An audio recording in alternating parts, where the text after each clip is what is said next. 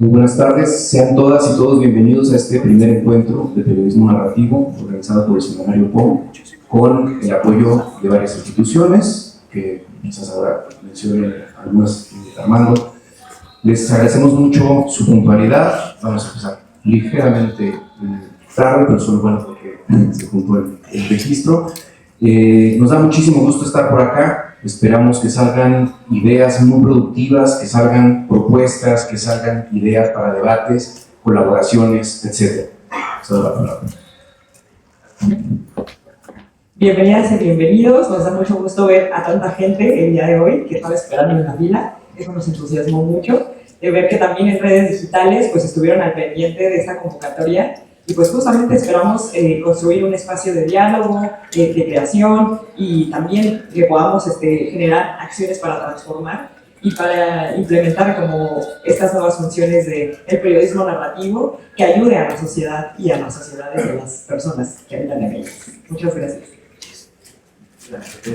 Pues bienvenidas, bienvenidos. En verdad esto me emociona y me entusiasma muchísimo tener reunidos en este recinto a grandes periodistas, amigos y que también por supuesto admiro. Es un esfuerzo y un trabajo colectivo, no solo del equipo de Semanario POM, sino también de todos los medios de comunicación que se sumaron, los patrocinadores, por supuesto de los mismos periodistas y de todos ustedes que hoy están aquí. Es un trabajo que se hace de forma independiente, pero eso sí, con mucho amor y con mucho cariño a las letras y por supuesto a este pues tan lindo oficio que es el oficio del periodista. Sin más, vamos a arrancar este primer encuentro de periodismo narrativo con la primera mesa: periodismo de investigación, procesos, paciencia editorial y profundidad narrativa, donde los voy a dejar muy bien acompañados de mi querida Brenda, que va a estar moderando esta mesa y ella estará invitando a cada uno de los ponentes a subir al escenario. Muchísimas gracias y en verdad espero que la pasen muy bien.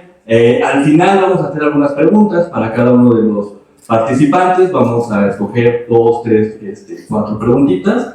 Recuerden que son 4 mesas, así es que vamos a estar aleatoriamente escogiendo para que también no se repita. Muchísimas gracias y nuevamente bienvenidas y bienvenidos.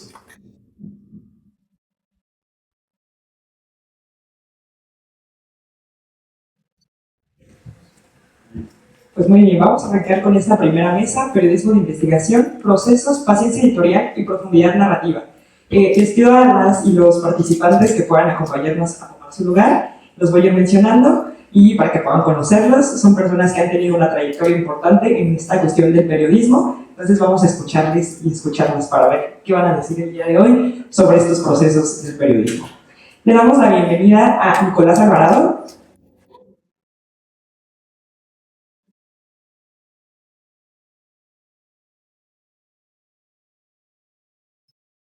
También le damos la bienvenida a nuestra compañera Julieta Familia.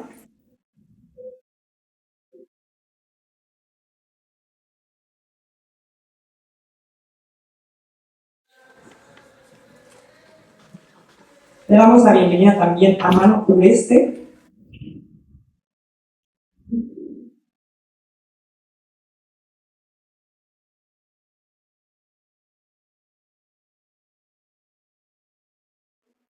Nos acompaña también José Gil Olmos.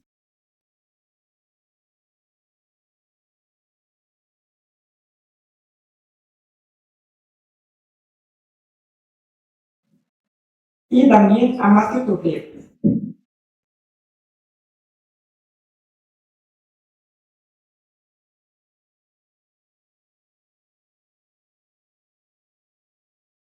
Bueno, pues vamos a arrancar con esta primera mesa.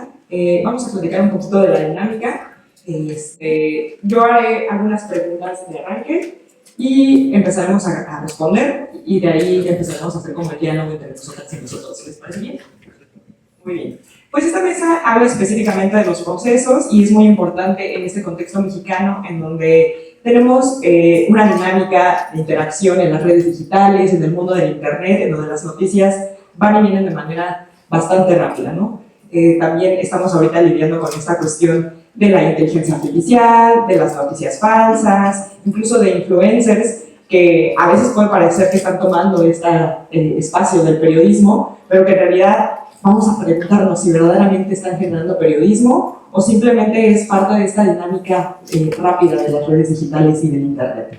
Entonces, lo primero que nos interesa saber es que podamos hacer como una dinámica en esta pregunta de algo muy rápido y muy breve sobre las herramientas o los procesos que ustedes han tenido o los métodos que incluso ustedes han implementado cuando ustedes han tenido alguna investigación y han estado a punto de abandonar. O sea, que se hayan presentado algunas condiciones para que ustedes digan, esta investigación ya no la quiero continuar. Y si ustedes han buscado como algunos métodos o herramientas que les han facilitado o que les han hecho no abandonarlas. ¿Quién gusta empezar? ¿Tú, Nicolás? Me pusieron cara de que tenía que empezar porque él estaba sentado en el extremo del parque. Entonces, supongo que me resignaré a ello con, digamos, poco que contar al respecto, porque nunca he, digamos, emprendido una investigación periodística que haya yo realmente abandonado. Y creo que también tiene mucho que ver con la naturaleza de mi trabajo. ¿Soy yo periodista? No me atrevería a ser tan presuntuoso como para afirmar que sí. Diría que he hecho periodismo, que es una cosa distinta. Es decir, creo que yo soy un comunicador, creo que escribo y creo que uno de los géneros que he cultivado a lo largo de mi carrera es el periodismo. Es decir, he investigado cosas y esas cosas han resultado en cosas publicadas. Soy un periodista, como es un periodista Ryszard Kapuscinski, no, difícilmente soy un periodista de esos vuelos. Yo soy un comunicador que ha utilizado las herramientas del periodismo de vez en cuando. ¿Qué sí me ha pasado? Y eso ha sido fascinante, que en el curso de un empeño periodístico el tema me haya llevado por otro lado, me haya desviado, me haya apartado de mi hipótesis de trabajo, y cuando yo creo que estoy contando una cierta historia, en la materia, la realidad, me demuestra que había otra historia que contar y que el camino era otro. Y creo que eso es un ejercicio que yo valoro y saludo, porque, regresemos a Kapuscinski, Kapuscinski decía que el primer deber de todo periodista es querer comprender a la persona o personas o situaciones o grupos de los que se ocupan. Entonces, a lo mejor a veces, en el camino de comprender, uno se sorprende y descubre que su hipótesis de trabajo era equivocada. Y eso es buenísimo. Eso supone que hay un ejercicio de pensamiento crítico que está sucediendo en tiempo real y un diálogo de la realidad que está sucediendo en tiempo real. Creo que, y hablando un poco de los riesgos que advertía Brenda de la época que vivimos, se hace muy mal periodismo cuando lo que se busca es confirmar un prejuicio. Ah, yo ya sé que esta persona es horrible, o yo ya sé que esta persona es maravillosa, o yo ya sé que este proyecto es... No, generalmente uno no sabe. Generalmente uno va a ver qué descubre, a ver qué aprende, a ver qué comprende. Y creo que el verdadero periodista se encuentra con algo distinto a lo que pensaba al principio. Fíjense que una de mis grandes maestras, no sé si de periodismo, tampoco sé si es una periodista, pero ejerce el periodismo de vez en cuando, fue Gabriela Marketing. Y Gabriela Marketing, en su primera clase de investigación de la comunicación 1 en la Universidad Iberoamericana, nos hacía leer una novela, El desfile del amor de Sergio Pitol. ¿Alguien aquí ha leído El desfile del amor de Pitol? ¿Y de qué va El desfile del amor? Bueno, ok, no se acordaron mucho. Pero a ver, ahí les va la historia del desfile del amor de Pitol. Es la historia de una investigación no periodística, sino histórica, sobre la presencia de los nazis en México. Se las voy a spoiler. Al final de la novela no sabemos si hubo actividad nazi o no hubo actividad nazi en México, y no importa. El protagonista descubrió muchas otras cosas de sí mismo y del país que no estaban presupuestas en esa premisa. Creo que el verdadero periodista está dispuesto a ver su premisa transformarse y a investigar por lugares que no se imaginaron. Y yo le agradezco mucho a Gaby que me haya enseñado eso. Muchísimas gracias. ¿Quieres?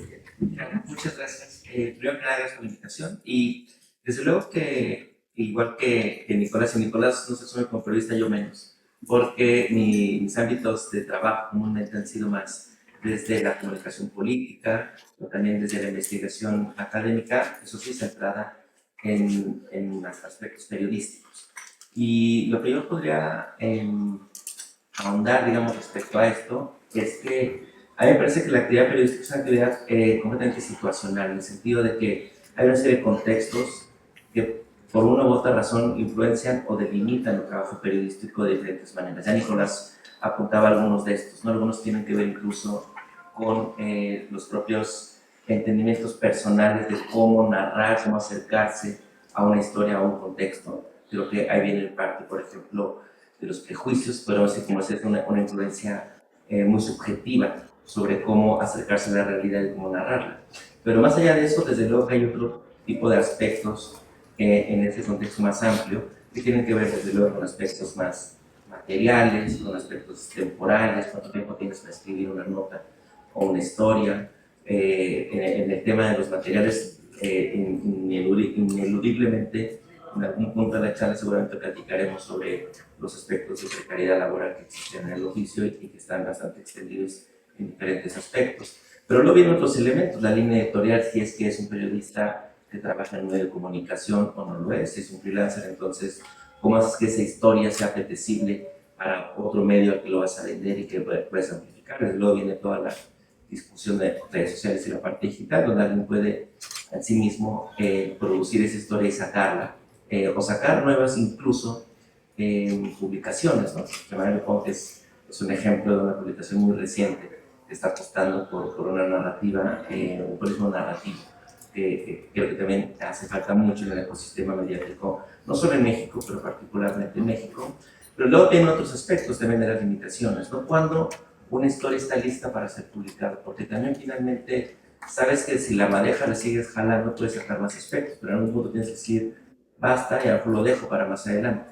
Y en el contexto mexicano también, en una investigación reciente que publiqué con forma de libro en el siglo XXI, uno de los periodistas que entrevistaba me decía el aspecto de mantener también, y esto es en un contexto muy particular, pero que creo que nos ayuda a pensar también fuera de la caja y complejizar más esta temática, es el tema de cuándo reservarte por un momento o por incluso puede ser varios años cierta información, porque no hay condiciones para publicarla, ya sea de seguridad o ya sea simplemente porque no tienes todas las piezas y que la vas hilvanando lentamente y que cuando estás lista y preparada para hacerlo finalmente lo publicas cuando tienes condiciones no solamente de seguridad, eso puede ser, pero sobre todo también de certeza y de comprabilidad sobre que sea un reportaje realmente robusto y que valga la pena entonces publicarlo. Entonces creo que este aspecto de la temporalidad no solo es que va a ser a la redacción, que hay que publicarlo para este momento de la noche, que es muy relevante, sino también cuando una historia está lista. Y yo creo que todos esos elementos que más o menos he perfilado necesariamente ayudan a entender el aspecto de las diferentes delimitaciones que pueden existir al momento de hacer un trabajo periodístico. Bueno, muchísimas gracias por la invitación. Yo sí me tomo que soy muy periodista. Sí. Bueno, yo la verdad que no recuerdo muchas veces haber estado a punto de desistir de una investigación. Y creo que la primera vez que estuve más cerca de hacerlo fue por una de las investigaciones que creo que marcaron un antes y un después en mi carrera, que fue esta estafa maestra. Esta investigación de cómo el gobierno federal desvió más de 7.000 millones de pesos a través de 8 universidades y más de 130 empresas fantasma. Y respondo un poco a tu pregunta con esta anécdota. Yo recuerdo que cuando estábamos en el reporteo en campo, después de casi un año de investigación de datos, de documentos, etc., cuando fuimos ya al terreno, fuimos a buscar a los supuestos dueños de estas empresas que sabíamos que eran fantasmas. Pero nosotros, eso tiene mucho que ver con lo que comentaba Nicolás, ¿no? Que cuando tú vas con una hipótesis ya en tu mente, ¿no? en tu mente pensando que vas a encontrar, nosotros íbamos con la idea, con la hipótesis de que íbamos a encontrar a personas pobres que no tenían ni idea de que aparecían en documentos de empresas que habían ganado cientos de millones de pesos, ¿no? Como pasó en la investigación de las empresas fantasmas de Veracruz. Ahí sí pasó de que cuando fue nuestro compañero Arturo Ángel a ver a los dueños, que supuestamente eran los empresarios, pues era una señora con cataratas que no sabía nada de ninguna empresa, que la habían hecho firmar con su huella, ¿no? Y la habían engañado, básicamente, ¿no? Entonces nosotros fuimos a reportear esto a Villahermosa, en Tabasco, y cuando llevábamos como 2-3 días de reporteo, nos empezamos a desanimar mucho porque veíamos que la gente sí sabía de las empresas. O sea, tú le preguntabas, me acuerdo perfecto, una señora que la empresa estaba supuestamente al lado de una vulcanizadora, en una colonia muy, pues, incluso violenta, donde decía, el Uber nos decía, yo lo llevo, lo dejo y voy, ¿no? Y estaba ahí con unos tamales, ¿no? Estaba haciendo tamales la señora, ¿no? Y le pregunté, oiga señora, ¿usted conoce una empresa Integrated Risk Board Management of Mexico, SARL? Y la señora sí, bien tranquila, dice, sí. Yo, ¿cómo, señora? Sí, sí, sí. Digo, a ver, le voy a repetir la pregunta. ¿Usted conoce la empresa Integrated Risk Board Management? Sí, sí, sí. Ah, ok. Ya nos quedamos todos descuadrados, ¿no? Y resulta que, bueno, que el marido era el supuesto dueño de la empresa, ¿no? Entonces, y esto que voy a contar va a parecer un poco inverosímil, pero les juro de verdad que fue así. Y lo pueden también leer, haciendo spoiler, en el libro de la estafa maestra de historia del infarto. Cuando estábamos en el taxi, en el Uber, que digamos hicimos confianza con él y lo contratamos para ese día, y resulta que el Uber, el taxista, el chofer, era un chavo pues, joven, ¿no? 20 y tantos, casi 30, así, y resulta que él trabajaba haciendo prácticas en la Fiscalía del Estado de Tabasco, en la unidad de delitos financieros. Entonces, digamos, nosotros, claro, íbamos en el coche, Nayeli, Roldán, yo y también los dos compañeros camarógrafos que vinieron con nosotros, íbamos así lamentándonos de no, esto ya valió mal. O sea, no encontramos la hipótesis que nosotros veníamos aquí, que era la señora de las cataratas.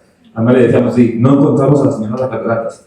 Daniel Moreno, el director de Nivel Político en ese entonces, cuando estábamos en el hotel la noche previa, era de, pues ni modo, si no lo encuentran, pues acabó la investigación y pues casi que un año en la basura y pues ni modo, así es esto, ¿no?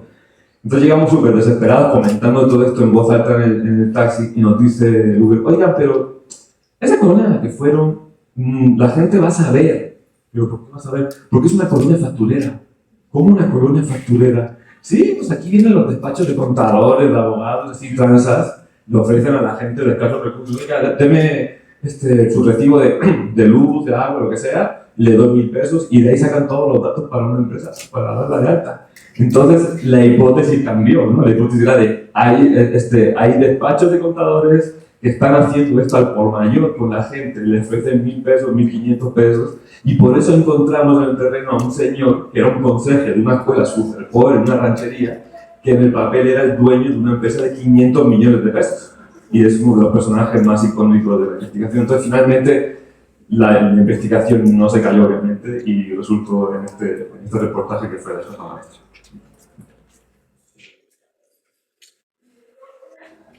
Muchas gracias por la invitación. Estoy sorprendido de la cantidad de gente que ha venido aquí, que ha asistido. Me parece que hay un interés pues, particular de qué hacer en el periodismo, la investigación, la narrativa, cómo contar las historias. Voy a tratar de hacer un corto porque somos varios aquí. Como tú, también me sumo como periodista. Yo comencé en 1989 en un periódico que ya no existe, que se llamaba Nacional. Ahí estuve un año como reportero de cultura. Me encantaba porque disfrutaba espectáculos, del teatro, del cine. Y después pasé a la parte política. Y terminando 4 años ahí en el Nacional, me fue bastante bien. Porque uno como reportero sale de la universidad y buscas una oportunidad. Pero la primera oportunidad la agarras y de ahí te sigues. Pasé a la jornada. Que en la jornada estuve 8 años, de los cuales 4 o 5 años estuve fuera, 4 años en Chiapas comiendo el conflicto zapatista, Y ahí viene una pequeña historia. El periodismo es de historias. En el 95 estaba yo en una comunidad que se llama Morelia, en el municipio de Altamirano, que donde había entrado el ejército en el 94 y habían desaparecido a dos ancianos.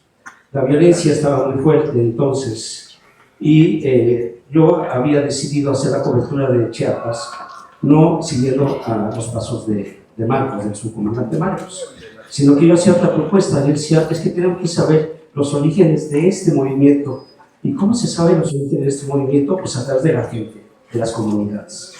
Entonces yo trataba de hacer microhistorias, porque mi idea es que las pequeñas historias juntas hacen una gran historia.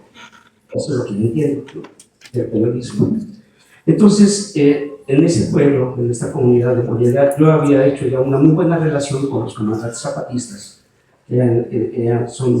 Son sectarios en esta parte, hay sectarios y tocolabores. Y uno de ellos, Chus, me dijo, oye, fíjate que tenemos un problema. Y el problema es que violaron a 3 compañeras, a 3 indígenas adolescentes. Los soldados los habían violado en el retén militar que estaba a las afueras de Altamirano. Me dijo, ¿cómo ves? Y es cuando tú decides, ¿no?, sí o no haces esa historia. Yo dije, sí, vamos a hacerla. Pero me puso una condición, bueno, eran varias condiciones. Una condición era no fotos, no video y no grabes nada. Es decir, vamos a la vieja escuela del periodista, esta no, esto, escribir. Entonces me citaron en el claro de un bosque, y en ese claro de este bosque estaban las 3 chicas, y a través de un traductor, que era uno de los comandantes zapatistas, me contaron de cómo había sido esta violación tumultuaria de los soldados en este retén militar. Cuando salí de esta comunidad, fui pensando, ¿qué hago? ¿La publico o no la publico? Dije, sí, la publico. Y la publiqué. Al siguiente día, se fue de la portada de la jornada, se publicó la historia. Carlos Payán era el director, me llamó y me dijo, oye, ¿tienes todo para amarrar la historia? Le dije, sí. ¿Tienes fotos? Sí. ¿Tienes fotos? Sí. Le dije que sí. Al día siguiente, afuera del hotel donde nos estábamos hospedando, de Casa Vieja, ahí en San Cristóbal de las Casas, había soldados. Entonces me di cuenta que había un seguimiento de los militares por haber publicado esto. Otro día pasó y Carlos Payán me llama y me dice, oye, tengo una carta que nos está mandando la Comisión Nacional de Derechos Humanos donde dice que es mentira lo que publicaste. Ellos tienen una carta de las 3 chicas donde dicen que no las violaron y me manda la carta. Yo la leo, la carta tenía una huella. Entonces, pues voy nuevamente a la comunidad, les digo, oye, fíjense que pasó esto. Lo mínimo que me puede pasar es que me corten, ¿no? La segunda es que me metan a la cárcel, ¿no? Y la tercera, quién sabe, ¿no? Y me dice Payán, ¿qué pasó? Le dije, no, yo tengo todo amarrado. Traigo a la comunidad y les comento esto. Me dicen, vamos a hacer una asamblea.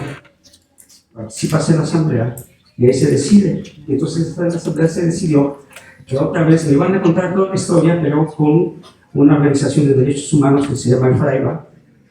Se iba a grabar todo y se iba a documentar. Y entonces les digo a los compañeros zapatistas, les digo, oye, ¿pero qué pasó? O sea, ¿por qué tienes esa firma? Si es que fíjate que la CNTH tiene un policía, está trabajando para ellos, lo mandaron, y entonces él anduvo aquí indagando en las comunidades que quieren estas 3 chicas, y entonces, como no, la gente no les dio información, le dieron dinero a unos niños, y los niños se identificaron. Y fueron con las chicas no hablaban español, y les dijeron que estaba en este documento donde confirmaban que sí habían sido violadas. Y entonces tenían su huella, ¿no? Entonces con esto, en otras palabras, dije, así me lo voy a chingar. Y lo publiqué. Publiqué que la CNDH estaba utilizando policías y que estaba atacando a las comunidades. Esta gente de la CNDH también hizo una persecución. Ellos llevaban unas fotos de las chicas que querían que yo identificara. Payán me dijo, ¿sabes qué? Mejor vete a Tuxtla Gutiérrez, a que se enfríe un poco las cosas, y hasta Tuxtla fueron a buscarme los de CNDH. Al tercer día de que ya los ubiqué, me dijeron, oye, son estas. Le dije, mire, yo no sé si identificando a las 3 chicas, judicialmente que vaya a proceder. Así es que ni les identifico ni nada. Y si me siguen molestando, les voy a seguir publicando. Algo que puedo decir esto, con esta pequeña historia, ¿no? Es que hoy en día que hablamos de redes digitales, hablamos mucho de esta cosa, ¿no? Que es las malditas y benditas redes sociales. Decimos, es que el periodismo está en crisis. Y lo que yo digo es que no es cierto. Es el mejor momento de hacer periodismo. Lo que está en crisis es el modelo de negocio. Y eso vemos, el Universal está vendiendo. El Universal está vendiendo sus edificios, ¿no? El señor, ¿cómo se llama? Ili. ¿Qué vino con esto? Ili tenía un traje con hilos de oro. Imagínense, ¿no? La cantidad de dinero que está.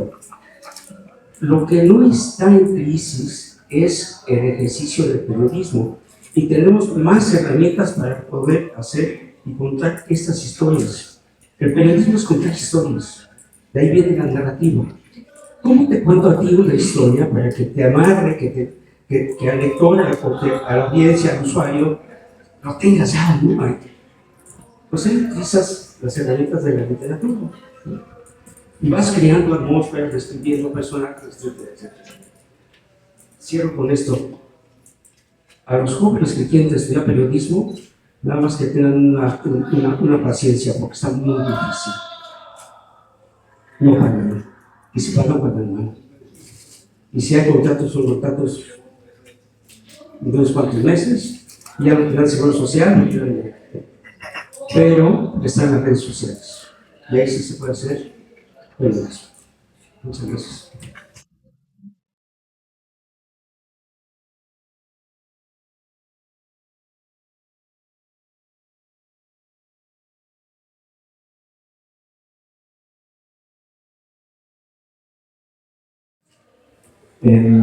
Yo también ejerzo el periodismo, entonces me tengo que reconocer como tal. Creo que la pregunta de si en algunos momentos de que ha habido que parar una investigación o algo así, tiene que ver con los obstáculos, ¿no? Y evidentemente, si partimos de que el periodismo valioso, digamos, es el que cuenta cosas que algunos no quieren que se cuenten, personas, organizaciones, gobiernos, instituciones. Entonces, pues sí hay muchos obstáculos en el periodismo. Afortunadamente, el periodismo también ha desarrollado muchas herramientas para sortear estos obstáculos. Tomemos un ejemplo de investigaciones de esquemas financieros. Manu habló un poco de las factureras. También existe un sistema internacional, una industria que se dedica a vender a sus clientes modelos, esquemas para esconder sus operaciones.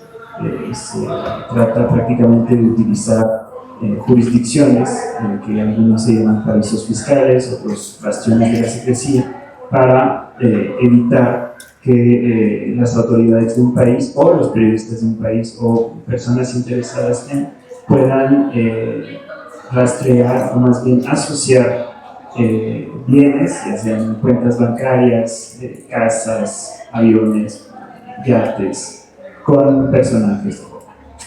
Y acá, pues, es uno de los planteamientos de esta industria es precisamente evitar que se revele. Y Y a mí en varias ocasiones, en investigaciones, a sabiendas que esta persona es dueña de esta cosa, pues se vuelve muy complicado de probar, ¿no? Entonces se trata de un juego de rastreo, digamos, de registros corporativos de distintos países, solicitudes de información,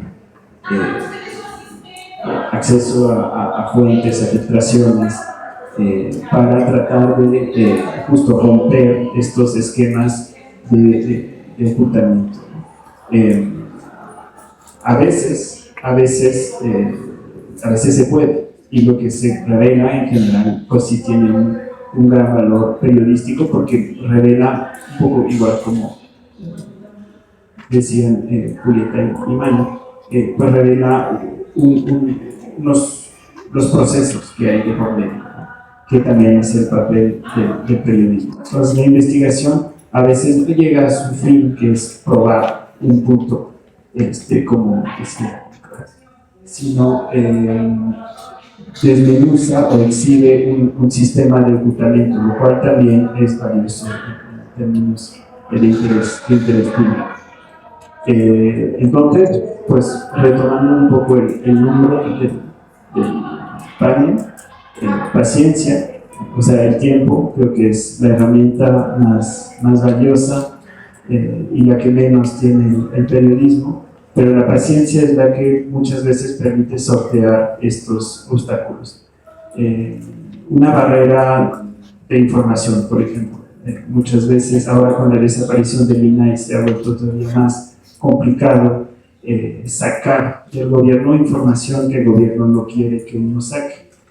Antes el INAI jugaba este papel de árbitro un poco, que obligaba al Estado a informar cuando se cumplían ciertos aspectos legales.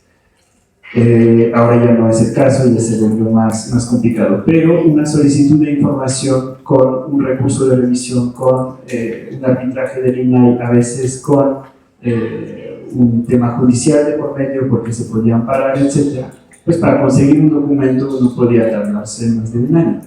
Entonces, yo creo que las investigaciones que se arrancan nunca se pueden detener, se pueden pausar un tiempo, se pueden pausar meses, se pueden pausar años, pero sigue, porque el trabajo está hecho y se van construyendo las historias, no solamente con una única fuente, ¿no? Entonces uno sigue con el pendiente y entonces, no sé, para sortear un bloqueo institucional de información, pues hay personas, se puede buscar a estas personas que dan nuevas pistas o que dan información de otra manera. Hay muchas formas de sortear estos obstáculos, pero pues volvemos al punto medular, creo que es el tiempo, y que es que no puedes partir de lanzarte en una investigación prometiendo un resultado en 2 semanas si tú sabes que no tienes los elementos factuales, documentos, etcétera, para hacerlos. Es mejor tú planteas una publicación cuando ya tienes todo, porque si no, puede ser hasta frustrante para quien te vaya a publicar, porque te dice, oye, ¿ya dónde está? Pues está en proceso, ¿no? Pero pues todavía no está. Entonces, o sea, claro, esto disrumpe un poco con los tiempos de las redes sociales, de la inteligencia artificial, de publicar mensajes rápidos con opiniones en lugar de periodismo fundamentado, etc. Pero yo creo que la mejor forma de sortear los obstáculos es pues rigor, honestidad y tiempo. Creo que la honestidad es muy importante, saber dónde están los límites de tu trabajo también, cuando sientes que agotaste un tema, a sabiendas que te faltan cosas, pues tener la honestidad de plantear en tu trabajo que en efecto no llegaste a eso por tal o tal razón. Y eso también tiene un punto, o sea, yo busqué a la información, le pedí a la fiscalía y me dijo que no, pues es válido, ahí se ve dónde está o sea, se hizo el trabajo, pero hay una barrera ahí por parte de la institución. Entonces creo que más que dejar de publicar, eso alienta a todavía buscar más formas, ingeniárselas, buscar más herramientas del periodismo, que otra vez tiene muchas, para sortear los obstáculos y pues llegar al fin del periodismo, que es dar a conocer la información de interés público. Entonces yo creo que pues paciencia.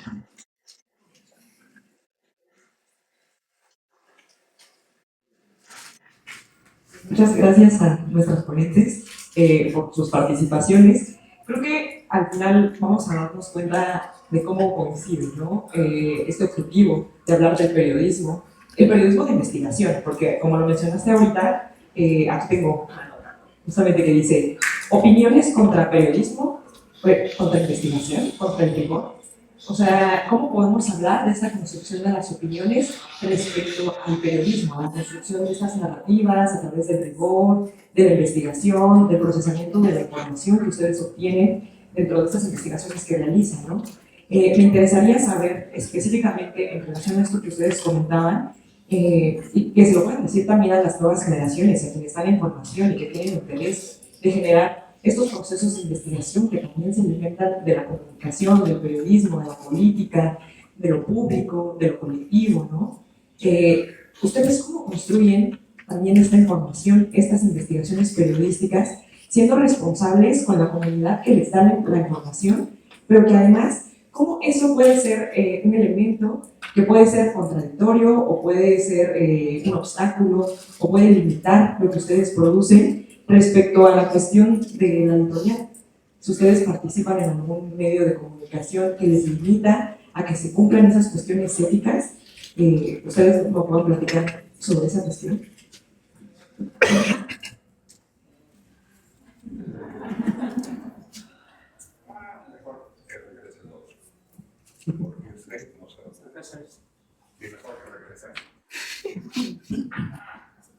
Gracias.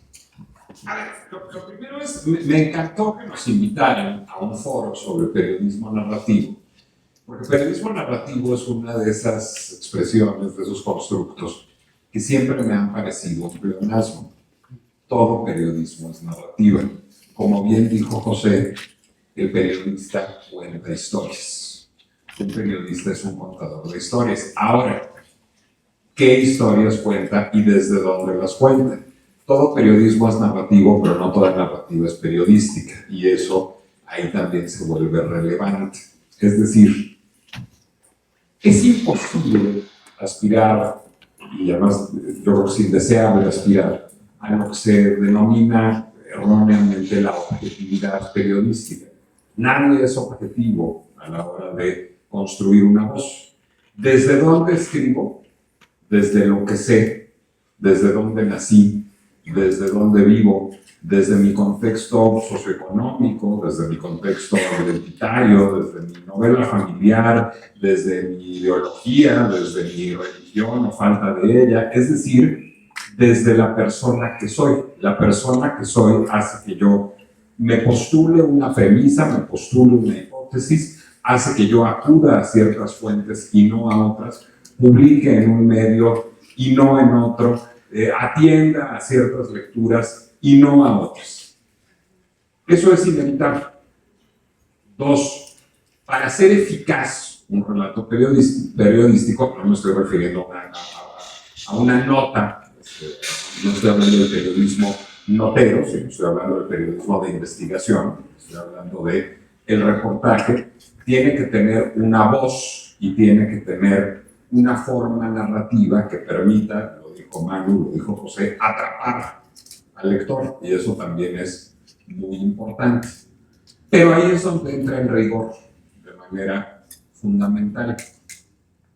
Es imposible, digamos, sustraer un texto, incluso un texto periodístico, a las opiniones, prejuicios, desviaciones, sesgos de su autor.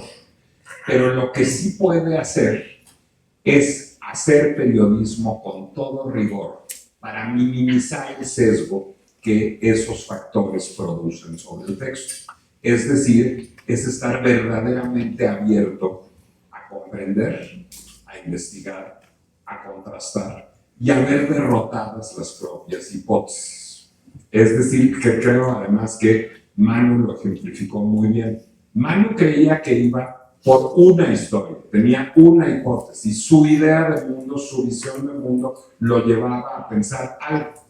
La realidad le reveló otra cosa y fue capaz de redirigir el curso. Claro, ahí tiene mucho mérito esa investigación, quizás no es lo que más mérito tenga la reorientación del curso, una reorientación pequeña, digamos, pero hay veces en que en el curso de una investigación periodística descubrimos que los que asumíamos que eran buenos eran malos, o los que asumíamos que eran malos eran buenos, o que el algo que a nosotros nos resulta más simpático no tiene la razón respecto a eso.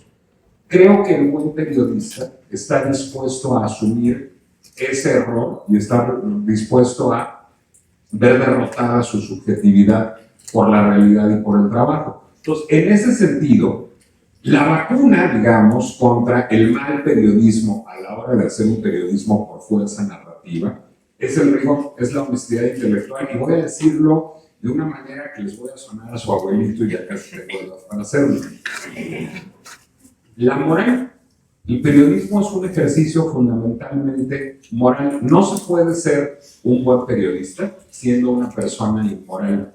No se puede ser un buen periodista queriendo llevar agua al propio molino o al molino de la causa a la que uno quiere llevar a causa. El periodista es alguien que está dispuesto a transigir no solo con la realidad, sino con algo muchísimo más evanescente, con la verdad. Y para eso se necesita una disposición eminentemente moral. ¿Cómo se hace eso? Creo que un ejercicio de autolimitación, o sea, de no sucumbir a las propias pasiones. Creo que hay en el rigor periodístico un ejercicio fundamentalmente de disciplina, de autodisciplina.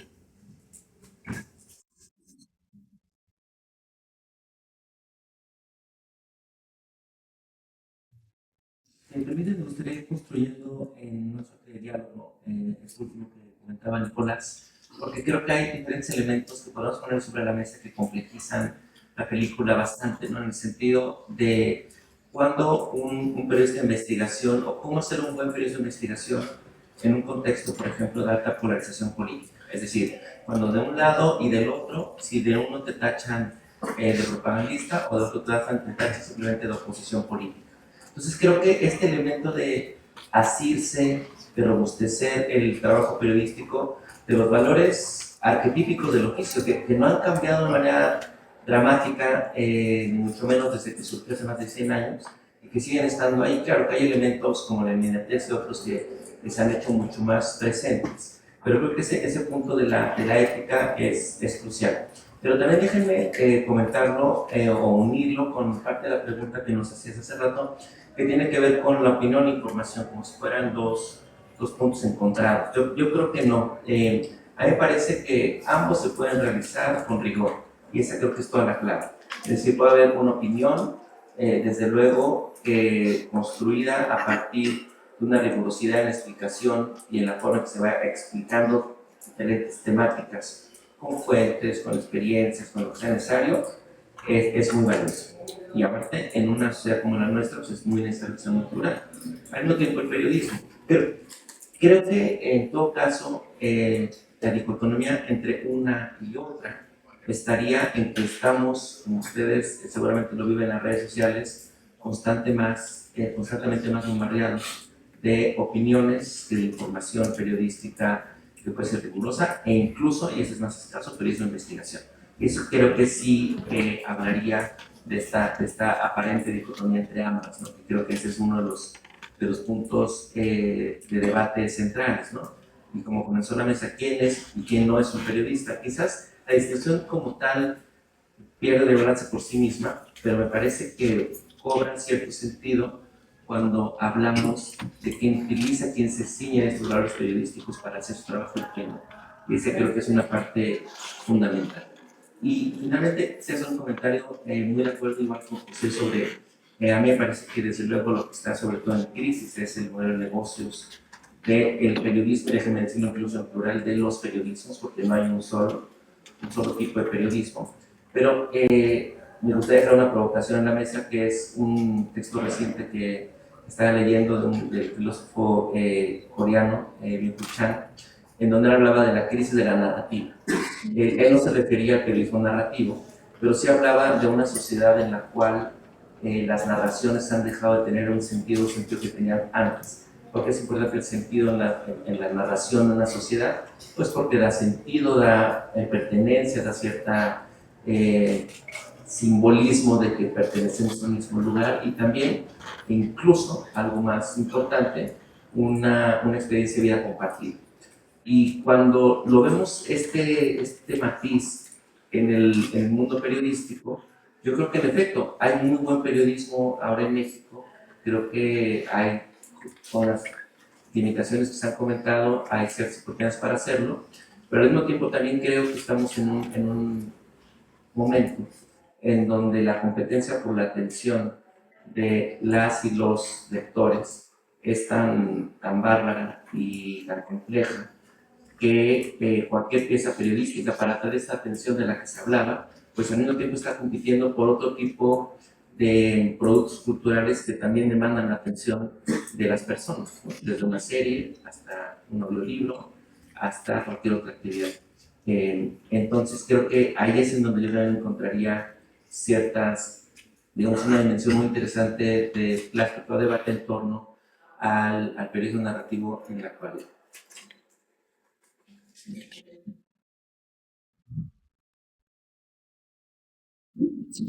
Bueno, yo creo que no estoy descubriendo nada cuando digo, ¿no? Estamos viviendo tiempos muy interesantes, pero muy complejos. Yo, por ejemplo, la verdad, confieso que procuro entrar muy poco por ejemplo, a Twitter ahora, X, ¿no? Porque siempre que me da así por hacerlo, salgo de ahí bien enojado, encabronado, así de bueno. Y porque realmente dices, bueno, esto ya es, o sea, un ejercicio de ustedes contra nosotros contra ustedes, ¿no? Los propagandas, que tú eres propagandista, que tú eres conservador, que tú eres facho, que tú no sé qué, ¿no? Y incluso lo veo hasta pues, compañeros y compañeras, ¿no? Que ya no, o sea, que digamos esta polarización ha hecho que todo se radicalice bastante más, dejando menos espacio al periodismo. Yo, la verdad, alguna vez te me han preguntado, ¿y por qué no escribes opiniones? Y bueno, es que ya, ¿qué voy a decir? O sea, no porque que me considere ni mucho menos como en un estado superior, sino de que prefiero conservar mi energía y mi tiempo para hacer periodismo, ¿no? Para hacer investigaciones, porque realmente también la opinión, pues, si la vas a hacer, y la vas a hacer bien, pues conlleva un ejercicio también periodístico de sensación y de responsabilidad y de ética. Bueno, eso debería de ser, porque luego también ves cada cosa que yo digo, bueno, yo no sé, aquí la gente publica unas cosas que digo, wow, increíble, ¿no? Entonces es realmente complicado. Yo muchas veces también digo, bueno, ¿cómo blindarnos cuando, como decía Nicolás, ¿no? Cada quien pues, obviamente tiene su subjetividad, ¿no? Su forma de ver el mundo, de entender las cosas. Incluso mi forma de entender el periodismo puede ser totalmente distinta a la de cualquier persona, ¿no? Y para que te digan, es que tú eres de acá, eres de izquierda o es que eres de derecha. Así que, bueno, yo lo que procuro hacer siempre es blindar al máximo lo que yo pueda, ¿no? Un texto, un reportaje. Me podrás decir que no te gustó el resultado de la investigación porque dice que a pesar del desembolso millonario en becas para los jóvenes, pues resulta que aumentaron los delitos cometidos por jóvenes y contra jóvenes, ¿no? O sea, que este programa, pues la verdad, se dijo que era para una cosa y la verdad, pues no se tiene ese resultado. Si no te gusta, lo entiendo y me podrás acusar de que soy anti del gobierno o de derecha o lo que sea, pero tú lees el reportaje, lees las cifras, lees los datos y no vas a poder rebatir eso, ¿no?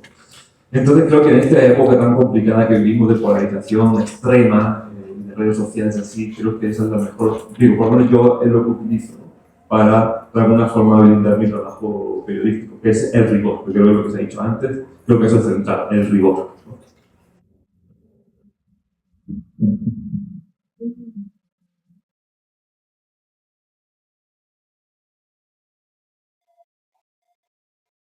Sino como reportero. La diferencia es que el reportero andamos en la calle, en las comunidades, en los pueblos, oficinas, estábamos buscando siempre la información. Yo creo que el reportero, el periodista, es el historiador del momento. Nosotros somos los que estamos contando las historias de ahora. Y después vienen los historiadores, ¿no? 5 o 10 años después, de hacer su investigación y dicen, ah, sí, oye, pues sí, yo leí un libro de José Gil, de los brujos del poder, que es bien chismoso. Y cuenta ahí que desde Madero hasta Andrés Manuel, pues tomaron decisiones públicas o de gobierno con base en la asesoría de grupos chamanes, etcétera, etcétera. Pero los reporteros vamos construyendo estas historias a través, sí es cierto, de hipótesis, pero a veces las hipótesis, como vamos caminando, somos tan cotidianos en ese sentido, pues vamos construyendo nuestras hipótesis conforme vamos obteniendo la información. Y esa información, periodismo de rigor, periodismo de investigación, sea nota, sea opinión, si hay opinión periodística que está basada en datos comprobados, etcétera, etcétera. Y hay crónicas, y etcétera. Y entonces, lo que yo creo que ahorita tenemos enfrente es el gran reto, como bien comentaba, el gran reto de tener la atención del usuario, el lector, el televidente o el que escucha podcast, ¿no? Ya hay una serie de cosas ahí donde uno se puede informar. El usuario usa la información, esa es la gran diferencia del lector. Entonces el usuario, ¿no? Dependiendo de lo que quiera, usa la información, por ejemplo, de ahora del Mundial. Y del Mundial, por ejemplo, hay una gran historia que no se ha recuperado, yo creo que se podría recuperar, de cómo es que la camiseta con la que ganó Argentina en el Mundial cuando estaba Diego Maradona aquí en México, fue una camiseta que compraron en Tepito. ¿Por qué? Porque cuando llegan a jugar contra Inglaterra, creo, ya no tenían camisetas. Ya no tenían las camisetas. Entonces el entrenador dijo, ¿y ahora qué hacemos? Necesitamos una camiseta azul de esta tonalidad. Pues vayan a buscarla. Estaban aquí en la Ciudad de México. Bueno, hay que jugarla. Entonces empezaron a buscar y no encontraban. Y encontraron lo que todo el mundo encuentra. Y encontré unas camisetas que les encantaron. Si ustedes se dan cuenta en las fotos, en los videos, no tienen el nombre, ni el escudo, creo que sí el escudo sí lo traen. Porque unas costureras, una noche antes, en chinga, ¿no? Como vienen a hacer las costureras de San Antonio Abad, ¿no? Hicieron las playeras y con eso ganó. La playera de Diego Armando Maradona debe haber costado como 100 pesos. ¿Saben cuánto pesa ahorita? Esa es una microhistoria que nos encantaría tenerla ahorita con unas entrevistas con estas costureras. Por eso yo digo que los periodistas somos los historiadores del momento y utilizamos las distintas herramientas literarias, periodísticas, etcétera. Y a veces nos acordamos lo que nos enseñaban en la universidad, que decían, a ver, tu investigación tiene que ser documental y de campo. Y la documental, todos los documentos pueden ser películas, expedientes, etcétera, etcétera. Y de campo, pues que tienes que ir al campo, tienes que ver por qué. Porque la inteligencia artificial te puede decir, ah, sí, pues tantos muertos, etcétera, etcétera. Pero si tú estás ahí con las buscadoras, vas a oler, vas a ver, vas a sentir calor. Todo eso es una información que uno puede recuperar para hacer una muy buena crónica, que también es de investigación. Termino con algo muy concreto. A veces me dicen, oye, ¿tú cómo hiciste lo de los brujos del poder? Sí, es bien chismoso eso, ¿no? Pues sí, soy chismoso, pero profesional. Porque investigo y además me pagan, ¿no? Ocurrió que Random House, el fundador y entonces hoy es Random House, hizo una convocatoria en el 2007, la primera convocatoria para que los periodistas que tuviéramos una posibilidad de hacer un libro, que por cierto, Mateo acaba de sacar un libro sobre Salinas Pliego, yo se los recomiendo muchísimo, es una investigación de años y que la logró completar en un libro. Ese es un gran logro de un reportero de investigación. Entonces, cuando me contestas, dije, yo entré a ese concurso y no gané. Ganó un compañero que escribió sobre los nazis en México, Juan Alberto Cedillo. Buenísimo. Yo cuando vi que ganó, dije, muy bien. Y de pronto Andrés Ramírez, que es uno de los editores de Penguin Random House, me dijo, oye, hazme su libro. ¡Qué chica! Pues desde cuando acá una editorial te pide que hagas un libro. Y ya, bueno, yo estaba en ese momento haciendo una investigación sobre la guerrilla en México. Como en los años 70 había más de 20 y tantos grupos guerrilleros y cómo es que habían derivado hasta ahora. Presenté el proyecto y me dijeron, sí, está muy bien. Vamos a someterlo a la Junta, creo que se llama Junta Editorial o algo así. Y por la siguiente semana me dijeron, sí. Y yo insistía en el proyecto que había presentado inicialmente, que era una biografía de poder de Bastián Gordillo. ¿Cómo es que este personaje se ha hecho tan rico y tan poderoso? Saliendo de Comitán, de los barrios más pobres de Comitán, siendo una maestra rural ahí en San Andrés de la Raiza, y cómo había alcanzado todo un gran poder. Y ya tenía la historia de la bruja, el brujo, el ritual de brujería que le había dicho en África. Pero eso todavía no lo publicaba yo, ni lo había escrito. Entonces yo decía, oye, vamos a hacer el pastel. Decía, no, es que ya queremos otro autor, ya le pagamos, pero está bien atrasado. Ya le pedí que sea otro compañero reportero que le ayude, porque no avanza, ¿no? Y no podemos salir con un libro con el mismo personaje, 2 libros, perdón. Y yo necio, ¿no? Hasta que les cuento la historia de Bastián Gordillo. Cuando va a África, hacen un ritual de magia negra, con el sacrificio de un león, y esto, el rigor periodístico, es una entrevista que le hago a uno de sus asesores más cercanos de Bastián Gordillo, que me contó todo, evidentemente, no sacando su nombre, ¿no? Pero con el compromiso de que si demandaba el Bastián Gordillo, él asistía a tribunales. O que si el Bastián Gordillo acudía a medios a desmentirme, él acudía a medios con fotos, boletos de avión, o sea, con todo. Yo dije, sí. Sí. Pues cuando les cuento la historia, a Emiliano Monge, que era mi editor, y a Andrés Ramírez, y Emiliano lo escucha y me dice, espera, ¿me cuentas el Andrés? Y llega Andrés y dice, cuéntale, cabrón, cuéntale. Ya estoy yo contándole la historia, y ahora más vi cómo le brillaron los ojitos. Me dijo, ya, vamos a hacer otro libro que se llame Lujos y Privilegios, o algo así. ¿Cómo se te ocurre? Yo, pues, la verdad es que yo no tenía ni idea, ¿no?, de hacer un libro sobre eso. No era algo que yo hubiera investigado. Lo mío era la guerrilla, movimientos sociales, etc. Cobertura política también, etc. Entonces, digo, déjame ver. Y ahí es cuando viene el reto. El reto para el reportero hacer la investigación. Salí de ahí, estaba en el Polanco, conocí el Polanco para llegar a las orillas. Subí al metro y empecé a escribir en mi libretito. Dije, ay, ¿cuántas historias yo tengo así? Pues estaba de Madero, con el espiritismo. Sí, puedo investigar, hay cosas ahí. Había un capacidad, era con una pirámide que tenía siempre. Y así, no, pues sí, creo que tengo como 5 historias. Ya estaba ahí también la de Marta Sagún. No, ¿qué se puede ser? Llegué a mi casa, empecé a escribir más a mano.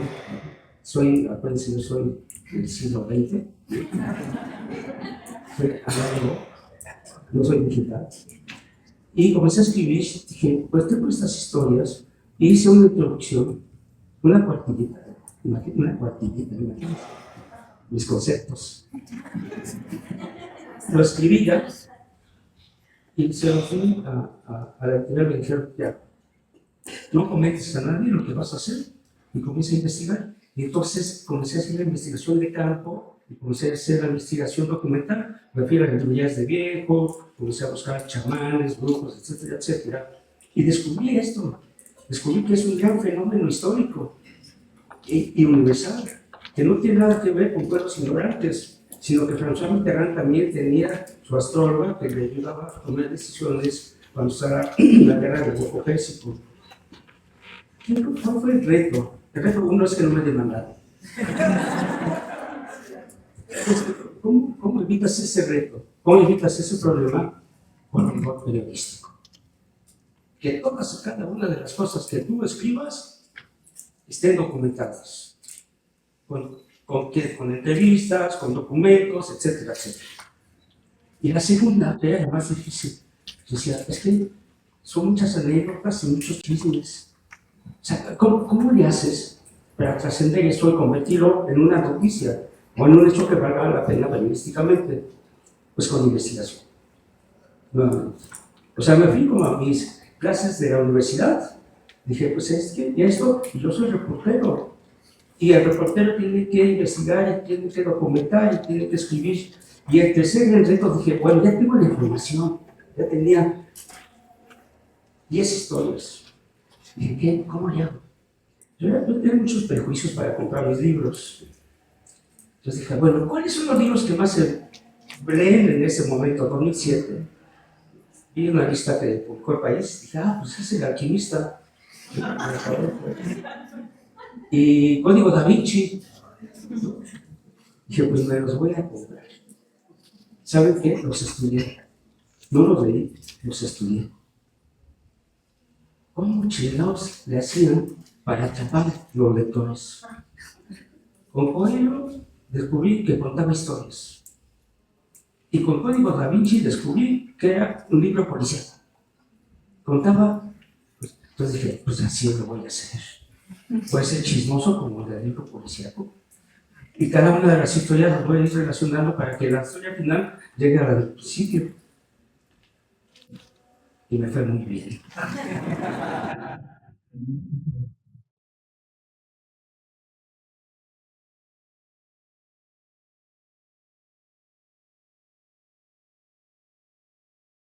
Bueno, pues no tengo buenos chistes. Solo para bajar un poco al punto de la opinión y el periodismo, pues de investigación, reporteo, como sea, porque creo que no es tan sano para la profesión dividir tanto periodismo de investigación o periodismo diario, eso yo creo que no. Es un poco, o sea, es como poner escalas donde no debería de haberlas. Yo creo que el periodismo nutre la opinión, o sea, entrega productos con datos, con información, con elementos que permiten precisamente alimentar un debate.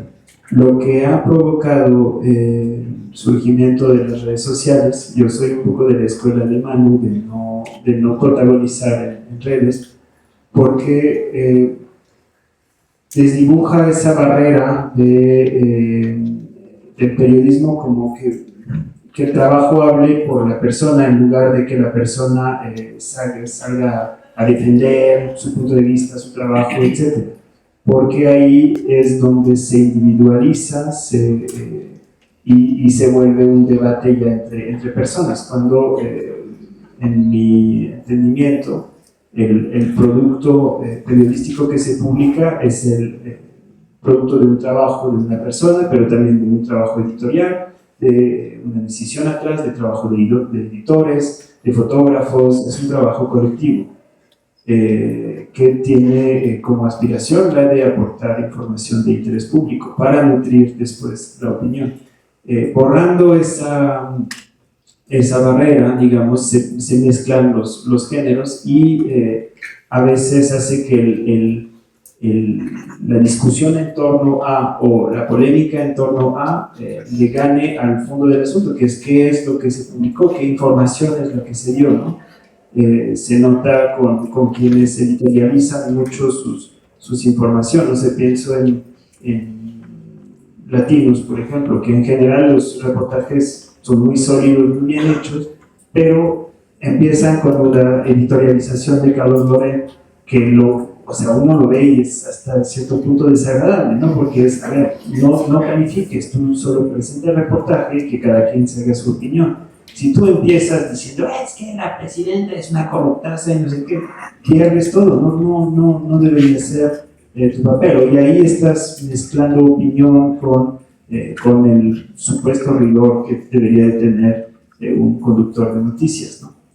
Entonces creo que hay un poco este peligro, pero no están peleados, más bien se complementan mucho. O sea, muchas veces el periodismo utiliza la opinión, o sea, el periodismo, el reporteo, digamos, utiliza la opinión para tener pues la lectura sobre un evento. No pasa algo, vas a buscar a investigadores, a académicos, a personas que puedan ver esta lectura. Incluso las personas que viven en primera persona un suceso, pues de cierto modo dan una opinión, y la opinión a su vez se nutre del trabajo que produce el periodismo.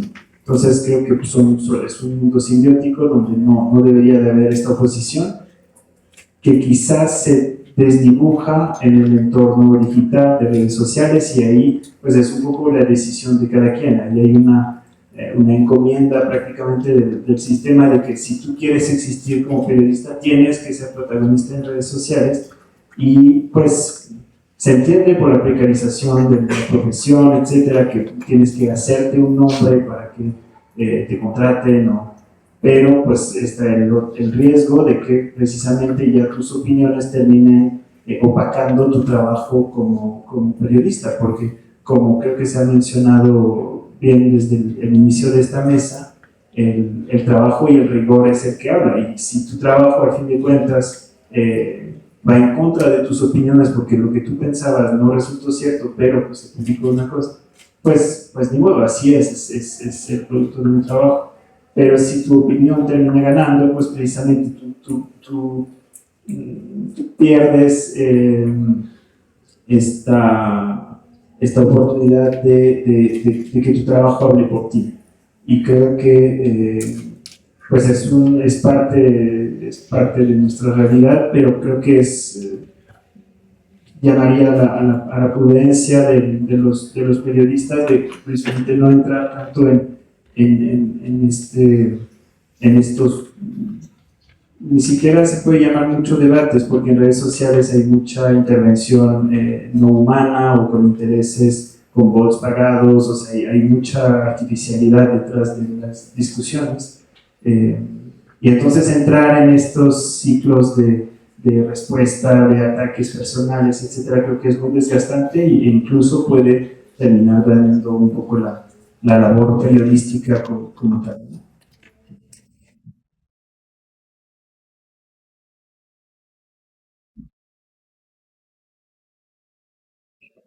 Pues muchas gracias a nuestros ponentes por su participación respecto a esto de qué hacer, ¿no? Esta ética también que podemos construir para producir el conocimiento y la información y también manejarla, ¿no? De una manera que no sea manipulada, que pueda responder también a la seguridad de las personas que nos dan esa información, pero también de nosotras y nosotros mismos, ¿no? Eso es una parte fundamental también de generar el periodismo, y creo que es algo de lo que no se habla también en los espacios de la capacitación y de formación de periodistas, ¿no? A veces creo que esas herramientas son las que faltan, ¿no? Y ya lo mencionabas anteriormente, hoy en día tenemos muchas herramientas, y que sí, probablemente estamos en esta crisis de los negocios, de cómo generar producciones periodísticas, opiniones, ¿no? Y también ha aumentado esta situación con la polarización política y las críticas en las redes digitales, de lo que ya hablamos cuando introducimos con esta mesa, pues saber y tener como en esta idea de las personas periodistas y de quienes hacen esta información, para quién y para qué personas se produce este periodismo, ¿no? A quién le estamos hablando y cuál es el interés que tenemos, ¿no? O sea, creo que parte de este proyecto, de este encuentro, este objetivo es construir responsabilidad también de cómo hacer a nuestras nuevas generaciones de periodistas que comuniquen, que informen, que sean responsables con la sociedad y que también puedan generar transformaciones importantes que muchas veces se ven limitadas por las condiciones de las que ustedes hablan en la primera participación. Entonces, voy a darles una participación final para ir cerrando esta mesa, unas palabras que nos puedan dar para ir cerrando, para después poderle dar la palabra al público, que puedan hacerles un par de preguntas. ¿Están de acuerdo? Pueden ser breves también para que podamos agilizar la participación del público. Yo antes de la conclusión quisiera hacerle un regalo a José para su próximo libro sobre Tepito, porque hace muy buen 1-2 con la historia de la camiseta de Maradona, esta historia que les voy a contar. Un día llego yo a hacer un contenido no realmente periodístico, como soy comunicador, una transmisión desde MUNAL, desde el Museo Nacional de Arte, de una exposición de Max Ernst, que tenía una lógica mucho más de divulgación cultural. Y entonces veo que está, me veían buscando en internet, no me acordaba el título del único cortometraje que dirigió Max Ernst, que se llama Maximiliana, entonces de 1966, es el título que buscaba yo. Y entonces veo que hay un fragmento de la película exhibido con el crédito de cortesía del Museo de Arte Moderno de Nueva York. Y entonces veo además que va a haber una proyección especial en el MUNAL de la película completa. Entonces está la curadora y le digo, oye, qué maravilla, qué padre que el MoMA les prestó una copia de Maximiliana. Yo nunca la he visto, qué emoción. Yo solo sé poder ver en el MoMA. Me dijo, no, en el MoMA no se puede ver. ¿Por qué? Pues porque cuando estábamos montando la exhibición de Max Ernst, sabíamos que los derechos de Maximiliana los tenía el MoMA, hablamos al MoMA y nos dijeron, los derechos claro que se los damos, copia de la película no tenemos. Si ustedes pueden conseguir una copia de la película, con todo gusto exhiban, ¿verdad? Ahí está la carta, está el release, búsquenla. ¿Dónde creen que la fueron a encontrar? Para tu libro sobre Tepito, José. Más allá, muchísimas gracias por la invitación, muchísimas gracias por la necesaria discusión. En efecto, creo, ya en sugerencias, y creo que eso lo apuntó también muy bien José, creo que hace falta una discusión sobre los modelos de negocio que amparan el periodismo en nuestros tiempos, y creo que no todo está perdido a riesgo de sonar cursi. Creo que el periódico y la revista son dos modelos de negocio que están en una crisis a sembrar, y creo que ahí es urgente que revisemos nuestra lógica como consumidores, con aquel viejo adagio post-revolución digital que es cuando el producto es gratis es que el producto somos nosotros. Es decir, el periodismo cuesta y en efecto se entiende que muchos medios sean por suscripción y se entiende que muchos medios pidan donativos, como es el caso del Guardian, por ejemplo, porque en efecto son difíciles esos entornos que viven solamente de los clics o vaya uno a saber de qué. Todos tenemos noticia de ese tipo de medios de comunicación, pero creo que es un buen momento para el periodismo digital. Creo que el entorno digital existe más allá de las redes. Está YouTube, que tiene un modelo de monetización que resulta interesante, y creo que también lo apuntaron muy bien en el caso de Mateo, en el caso de José, en el caso de Manu, los libros. Es decir, creo que la industria editorial está descubriendo el atractivo de los libros periodísticos para el lector, y creo que en la era de la propiedad intelectual también las plataformas están generando buen contenido tanto de ficción como documental a partir de libros periodísticos. Entonces estamos en un recambio, y a quienes son jóvenes aquí y están empezando a ejercer el periodismo les va a tocar digamos, impulsar las nuevas buenas prácticas, los nuevos modelos de negocio de un viejo oficio que sin embargo sigue reduciéndose a comprender la realidad y comprender a los otros desde la buena voluntad, que no es necesariamente desde la indulgencia, sino desde la moral. Muchísimas gracias por la invitación.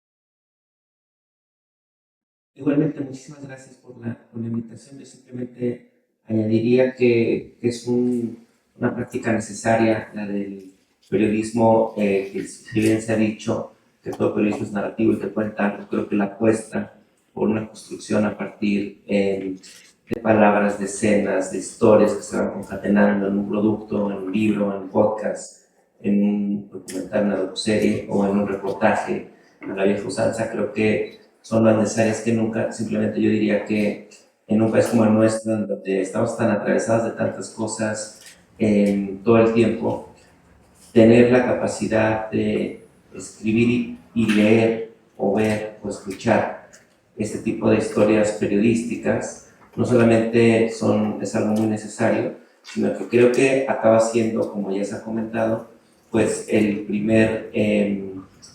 la primera gran narración de lo que está sucediendo, las historias pues más terribles que suceden en el país, también las más serias de conocer, pero también puede ser desde un punto de vista lúdico, pues prácticamente se conocen más a profundidad cuando están reporteadas de esta manera, con esta vocación. Entonces, les animo a seguirla haciendo, si no la han hecho, a profundizar en ello. Muchas gracias. Bueno, pues igual Armando, muchísimas gracias por la invitación, a todo tu equipo. Ha sido la verdad muy edificante pues, escuchar, ¿no? a estos cracks, y a esta crack. Y bueno, creo que es muy necesario, ¿no? Estos espacios de conversación. Yo de repente muchas veces pues, también cuando veo las redes sociales, los medios, digo, tenemos muchas cosas que discutir en el periodismo, ¿no? O sea, el papel que estamos teniendo ahora con lo que también se mencionaba antes, ¿no? De los influencers, de la inteligencia artificial, etcétera, en donde estamos parados. Y yo creo que también muchas veces nos hace falta, y esto lo digo casi más por mí, ¿no? A nivel de autocrítica, de hablar con la gente, ¿no? De escuchar a la gente, qué es lo que... O sea, porque de repente uno dice, no, es que yo quiero hacer un reportaje, pero de 7 cuartillas, porque yo digo un narrativo, pero maestro, no lo va a ver nadie. O sea, o muy poca gente, ¿no? Entonces, ¿qué podemos hacer también para adaptarnos a lo que la gente está consumiendo? ¿Te puede gustar o no TikTok? Puedes decir, es que yo no voy a hacer el payaso en TikTok para que me vean y que sepan, ¿no? Pero hay que ver cómo nos adaptamos a esto, porque esto es una realidad, una estrategia, ¿no?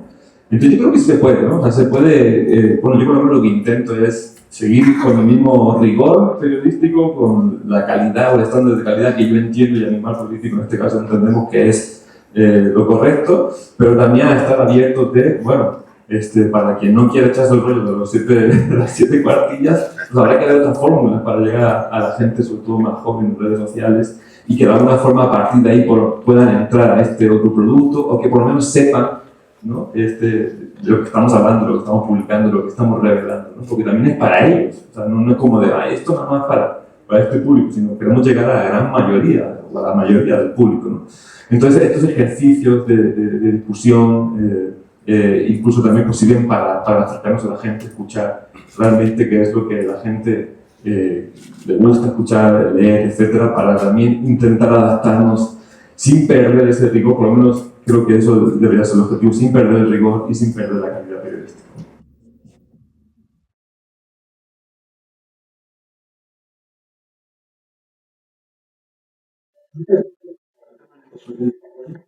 Cuando dije era punk, no sé por qué esto, que vamos a poner bien punkis, ¿no? Me encanta esto, me encantan estos ejercicios de pues, conversatorio, ¿no? De alguna manera, como vamos a hacer sus preguntas, esperemos que sean duras, agudas. Y yo decía que el periodismo no está en crisis, sino que está en sus mejores momentos. Nicolás ya lo comentaba. Los reporteros ahora no solamente tenemos la posibilidad de publicar, por años estuvimos ya no estoy en la revista Proceso. Es el momento también de buscar las nuevas formas de mantener este negocio que me parece fundamental en estos tiempos, bueno, en todos los tiempos y en algunos momentos más todavía, y retomar lo que hacían los viejos periodistas. Se cumplen 100 años del nacimiento de Julio Scherer. Algunos estarán de acuerdo, otros no estarán de acuerdo, pero Julio Scherer dejó un legado. Y sobre esto, hay un proceso, hacía esto precisamente, periodismo de investigación, procesos de investigación, paciencia de nuestros jefes, que a veces nos estaban chingue, ya la nota. La ciencia anticuariana y sobre todo una profundidad narrativa. Una de las cosas que más llamaba la atención y que sí llamaba la atención del proceso es precisamente cómo mezclaba esta rigurosidad de la información. Y a veces decían, oye, pues ¿cómo consiguieron esto? Bueno, pues cada uno tiene su fuente y la fuente es de quien la trabaja, ¿no? Y entonces, ¿cómo es que mantenemos este gran oficio que no sé si es cierto que lo dijo García Márquez, que es el mejor oficio del mundo. Pues es que los abogados dicen lo mismo, ¿no? Pero yo creo que sí, el periodismo yo lo asumí como una forma de vida. Y se lo juro, 24 horas de todos los días. Bueno, en ocasiones estoy pensando en hacer un reportaje de lo que tengo. Pero todo el tiempo estoy pensando en hacer periodismo, ya sea nota, crónica, etcétera, etcétera. Pero lo que yo creo que sí es en este momento tenemos que elaborar nuestros modelos de negocios, que es muy importante, pero en cada país, porque lo que funciona en Estados Unidos no funciona en México. O sea, si aquí la Universidad o Reforma quiere vender sus notas, mejor me voy a Tepito, ¿no? Y ahí las consigo. No, en redes sociales ahí está el proceso, ¿no? Circula todo. Entonces tenemos que encontrar esta manera de mantener el negocio y también pensar cómo es que sí se hizo y se ha hecho investigación. Rodolfo Walsh, en Argentina, hacía periodismo narrativo antes de Truman Capote. Entonces hay una serie de cosas que tenemos que reencontrar de estos viejos, como yo, ¿no? Reporteros que tenemos más de 30 años y mezclarlos con los nuevos reporteros. Cuando a veces yo doy una clase en la universidad, en la FESA Catlán, yo les digo a los alumnos, digo, a ver, ¿les interesa la clase? Sí. Bueno, todos están aprobados con 6. Con 6. Pero 6 es mediocridad y les va a afectar en toda su carrera. Si quieren venir bien, si no también, ¿eh? Entonces, bueno. La segunda es, a mí me interesa saber cómo piensan y cómo escriben.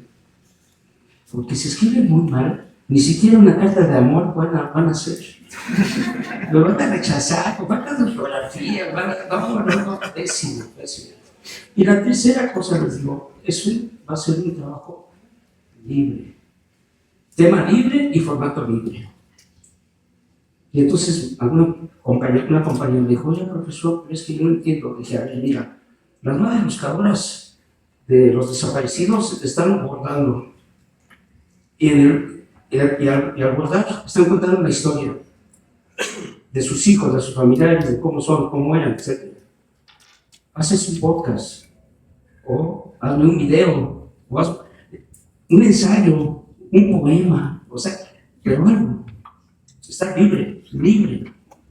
A lo que voy es la creatividad. El periodismo es creatividad. Ese es el gran reto, me parece, en cualquier sentido. Tienes toda la información, pues dices, ya como chingón la escribo. Hago con un papel. Estás en la máquina y ya ahora qué hago. ¿Cómo leerlo? ¿Cómo lentas a esto? Entonces, bueno, nuevamente estamos en un redimensionamiento del periodismo en todos los sentidos. Y estamos tratando de rescatar este periodismo que sí vale la pena, no el periodismo militante, porque el periodismo militante te limita por esencia, es propaganda.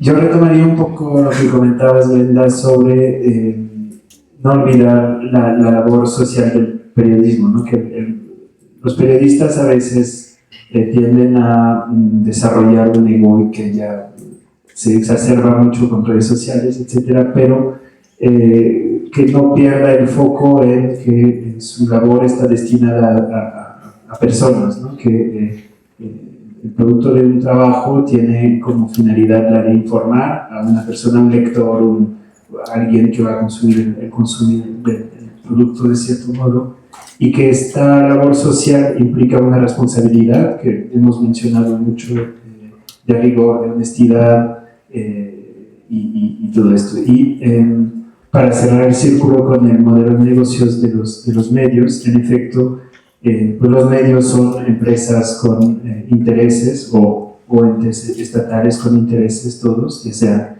políticos, empresariales, etc. pero dentro de la profesión en México hay muchos periodistas que son increíbles, que hacen muy buenos trabajos en condiciones a veces muy adversas. Entonces yo, pues más bien en lugar de recomendar medios o plataformas, etcétera, suelo recomendar más a personas, ¿no? A periodistas que se sabe que desarrollan su labor con ética, con rigor, con esa finalidad, conscientes de la labor social del periodismo. Y si bien los medios están en crisis y que los periodistas sufren de esta crisis, la verdad es que hay una profesión que está muy activa, que está, pero muy buena, gente por todos lados, en cada rincón del país se encuentra uno con un periodista o una periodista haciendo una cosa espectacular. Entonces ahí está toda la esperanza, ¿no? A lo mejor el modelo está mal, pero hay una necesidad de esta labor social, o sea, esta necesidad de contar las historias que son intrínsecas al ser humano, y aparte y existe todo este mundo muy activo del periodismo que hay que apoyar de cierto modo. Ese tipo de eventos creo que pues ayuda mucho en esto, en replantearnos la profesión, pero también en reconocer todo lo que se está haciendo desde la profesión, desde la chamba, desde la talacha, no tanto viendo a las esferas donde pues sí los intereses a veces contaminan todos los procesos de trabajo. Creo que existe el compromiso en muchas partes, en muchas personas de México, de que el periodismo es principalmente y fundamentalmente una labor social más que una plataforma de promoción personal, etcétera. Y eso creo que es importante. Gracias.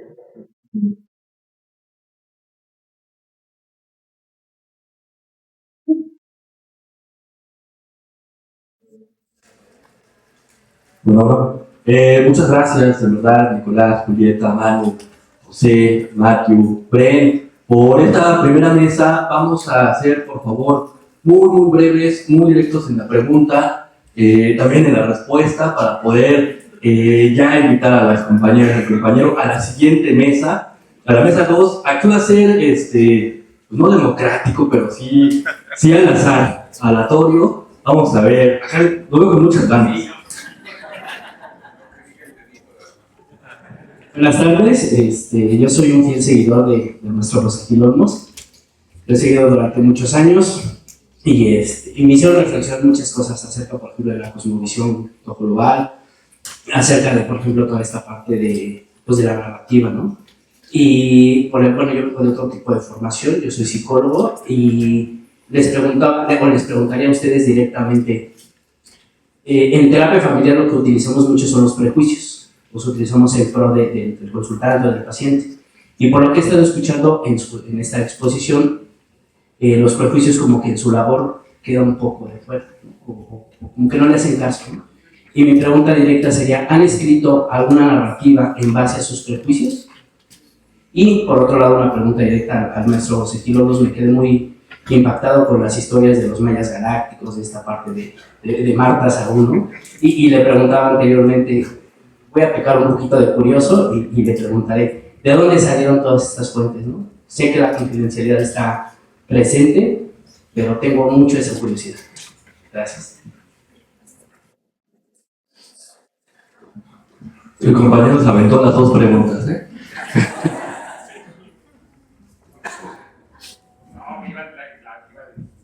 Para todos los prejuicios, bueno, los prejuicios sí tenemos que hacerlos a un lado. En la labor periodística sí tenemos que tener como los pies muy firmes. Ya lo decía Nicolás, somos objetivos y somos parciales, y eso ya hay partimos, pero tenemos que hacer una labor de talacha periodística, de investigación, de rigor, etcétera, etcétera, que sustente muy bien nuestros textos, que sustente muy bien nuestras piezas periodísticas en cualquiera de los formatos. Y a partir de ahí, pues el prejuicio queda a un lado. La otra, ¿de dónde sale la información para los grupos de poder? Lo confieso, hoy es que tengo mi brujo.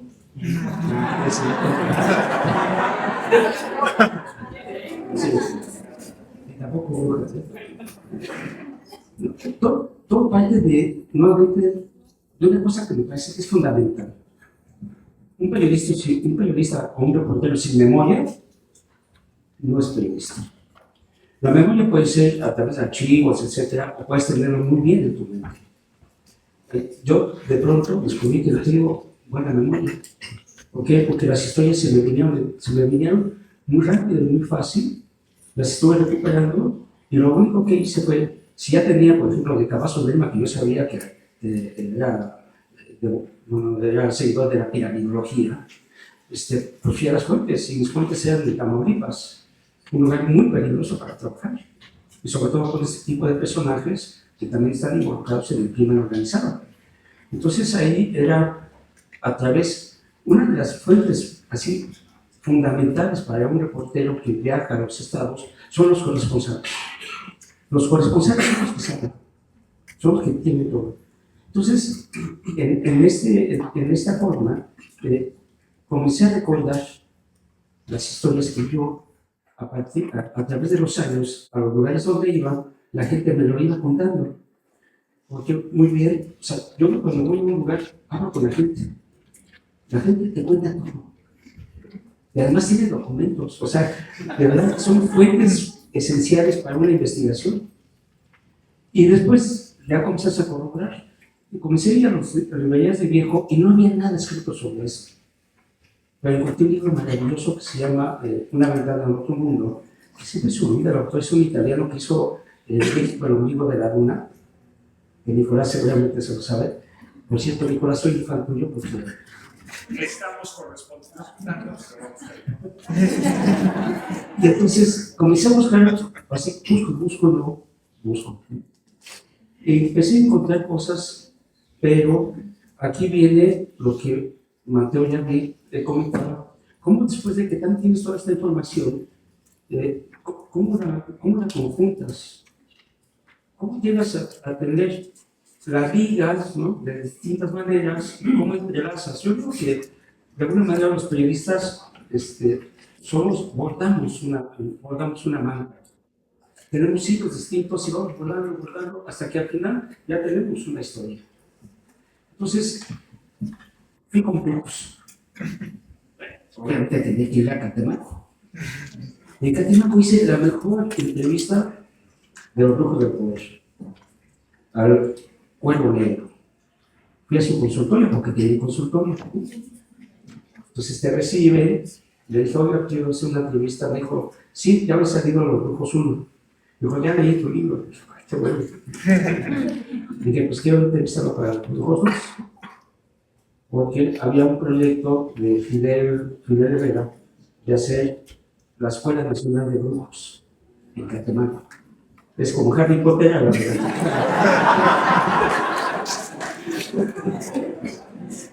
Ese le dije al brujo, oiga, ¿cómo le dice usted a Nicolás Alvarado que llega aquí y le dice, oiga, yo quiero ser el mejor escritor de México? Quiero destacar, quiero salir en radio, televisión, en redes sociales. ¿Qué les dice? Entonces me contestó, esta bruja me ha hecho unos trabajos a grandes paredes. Y le dijo, mira, lo primero que hago es escucharlos, como psicólogo. Fíjate, los escucho todo, les pregunto qué quieren, cómo quieren. La segunda es el ritual, el huevo. ¿Por qué el huevo? Yo también decía, ¿por qué pasar el huevo? Pues porque el huevo es un ser no nato, es puro, y puedes buscar todas las energías. Eso me lo dijo Luco, ¿no? No yo. Y hace todo, la rameada y todo. Y la tercera cosa, les doy una pluma. Lo único que le estoy dando a Nicolás es certeza y seguridad. Con certeza y seguridad, las personas pueden hacer lo mejor de sí mismos. Y tienes razón. Entonces mis fuentes de información eran esas. fui poco a poco, como bien decía Mateo, es de paciencia, de paciencia. No es una labor de una semana o un mes, son de años. Y fui recuperando las historias hasta lograr lo que yo creo que es una de las metas que puede tener un reportero, hacer libros. Y la segunda meta, me parece ahorita, es hacer series. Ahí aparece. Muchísimas gracias, por el arranque de este primer encuentro de periodismo narrativo. Una gran mesa, de verdad, excelente conversación, siempre es tan enriquecedor escucharlas. Y bueno, pues ya para despedir, les tenemos un obsequio por parte de Semanario POM, por parte de nuestras editoriales amigas, y también pedirles, una vez recibiendo su kit, una fotito aquí para que todos juntos, para que los fotógrafos puedan hacer una fotografía grupal. Muchísimas gracias también por ustedes. Continuamos en unos minutos, se va a llenar la mesa de